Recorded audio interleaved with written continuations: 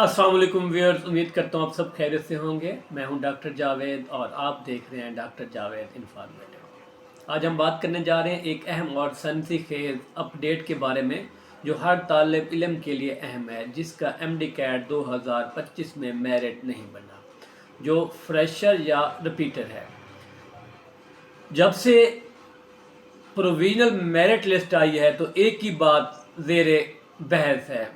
Fresher परेशान है कि हमारा हक हमें नहीं मिल रहा, और जो मेरिट लिस्ट है तकरीबन 2800 प्लस जो हैं रिपीटर्स हैं, जिसमें 2024 के रिपीटर हो गए और 2025 वाले रिपीटर्स हो गए, और चंद एक तादाद 700 प्लस 800 प्लस की जो तादाद है वो फ्रेशर है।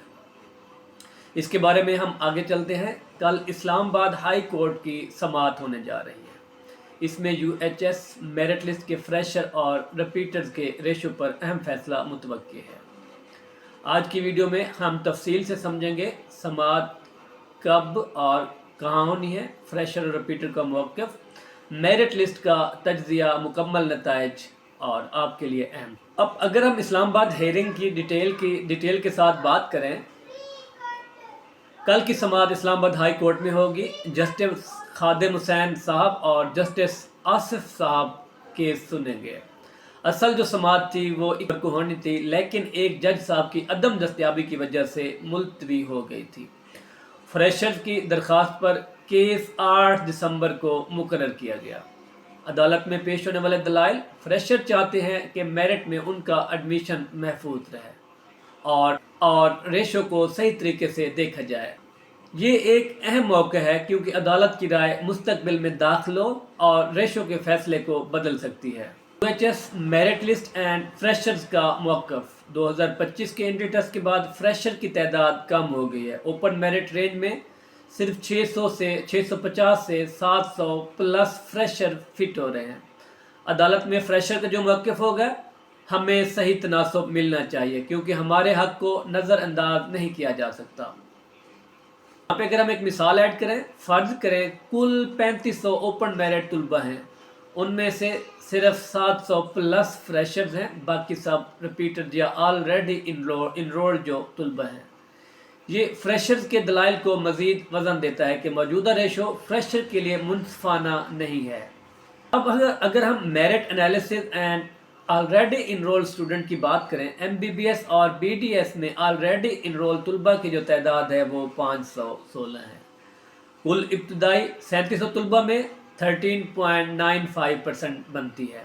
अगर बैन लगाया जाए तो आधे से कम दोबारा दाखिले लेंगे क्योंकि एक साल की तालीम छोड़ना मुश्किल होता है। फॉर एग्ज़ाम्पल, अगर 516 तलबा में से 200 वापस ना आए तो 316 तलबा नए तलबा के लिए मौक़े पैदा करेंगे।